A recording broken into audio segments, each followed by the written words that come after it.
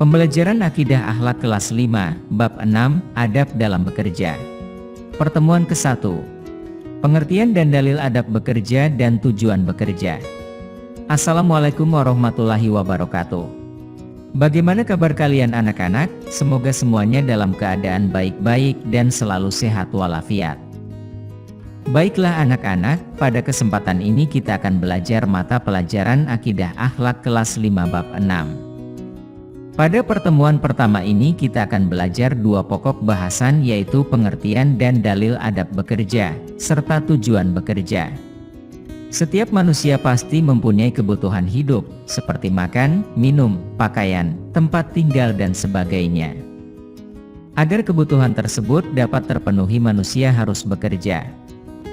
Para nabi dan rasul juga bekerja untuk memenuhi kebutuhan hidupnya.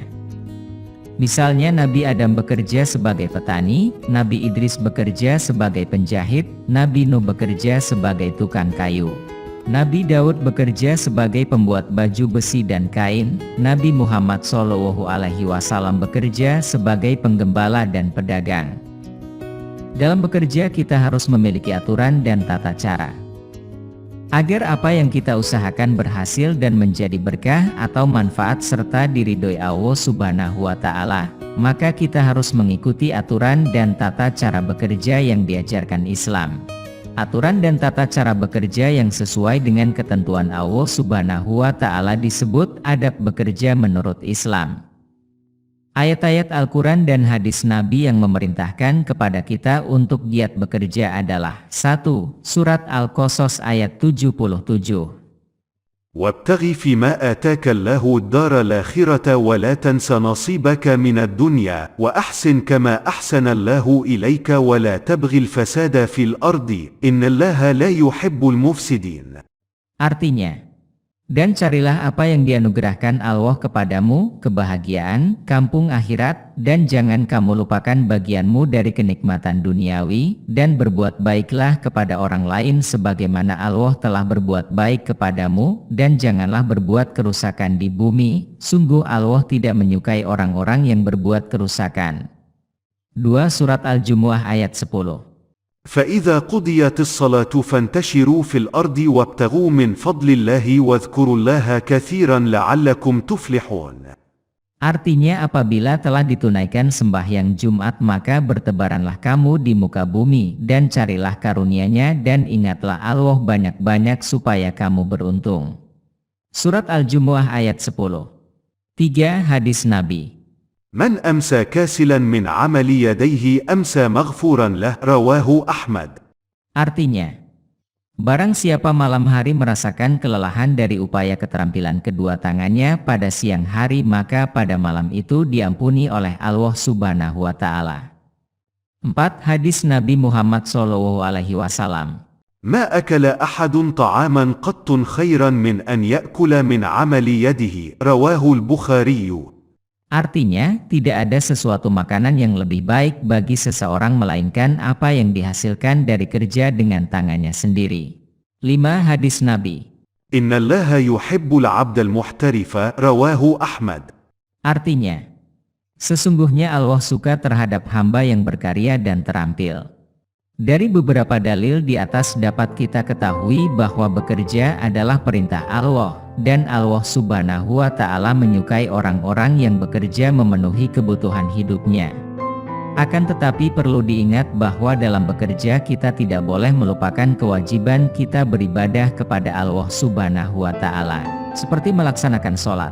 Dan alangkah lebih baik apabila kita dapat bekerja memenuhi kebutuhan dunia dan akhirat secara seimbang. Pokok bahasan berikutnya adalah tujuan bekerja.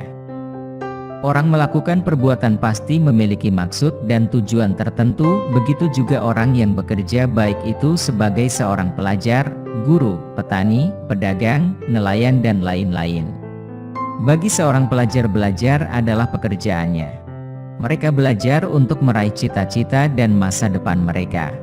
Seorang suami bekerja untuk memenuhi kebutuhan anak dan istrinya, pembantu bekerja untuk membiayai hidup keluarganya, pejabat bekerja untuk meningkatkan kesejahteraan rakyatnya, dan seorang miskin bekerja agar menjadi seorang yang berkecukupan. Namun perlu diingat bahwa tujuan kita bekerja harus baik semata-mata karena ingin mencari ridho Allah Subhanahu wa Ta'ala untuk kesejahteraan umat manusia.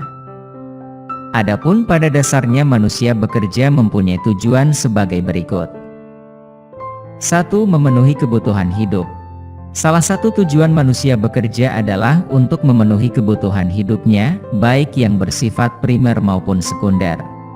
Kebutuhan primer adalah kebutuhan pokok yang dibutuhkan oleh manusia.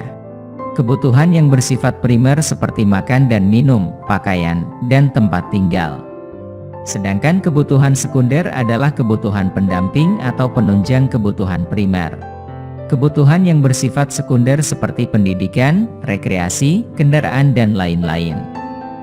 Tujuan kedua adalah untuk meningkatkan kesejahteraan masyarakat. Orang bekerja untuk mencukupi kebutuhan hidupnya. Jika masing-masing anggota masyarakat telah mencukupi kebutuhan hidupnya, maka akan tercipta kesejahteraan masyarakat secara keseluruhan. Kemudian yang ketiga, bertujuan untuk memerangi kemiskinan. Untuk memerangi kemiskinan manusia harus berusaha sendiri dengan cara bekerja. Karena Allah Subhanahu wa Ta'ala tidak akan merubah kemiskinan selama orang itu tidak mau berusaha untuk merubahnya. Sebagaimana firman Allah, Inna Allaha la yughayyiru ma biqaumin hatta yughayyiru ma bi anfusihim. artinya, sesungguhnya Allah tidak akan merubah nasib suatu kaum sehingga mereka mengubah nasib mereka sendiri. Surat Ar-Ra'd ayat 11. Adapun tujuan keempat, meraih cita-cita dan masa depan. Misalnya seorang pelajar yang bercita-cita menjadi seorang dokter atau pengusaha sukses, maka ia harus bekerja keras dengan cara belajar sungguh-sungguh. Demikianlah pembelajaran kita hari ini, semoga kalian bisa memahaminya dengan baik. Selanjutnya, kerjakanlah tugas yang ada pada akhir video ini. Wassalamualaikum warahmatullahi wabarakatuh. Tugas siswa. Jawablah pertanyaan di bawah ini. 1. Makan, minum, pakaian, dan tempat tinggal termasuk kebutuhan yang bersifat. 2. Pendidikan, rekreasi, dan kendaraan adalah kebutuhan yang bersifat. 3. Nabi Nuh bekerja sebagai. 4. Nabi Adam bekerja sebagai. 5. Apa arti ayat ini? Inna Allah la yughayyiru ma biqaumin hatta yughayyiru ma bi anfusihim.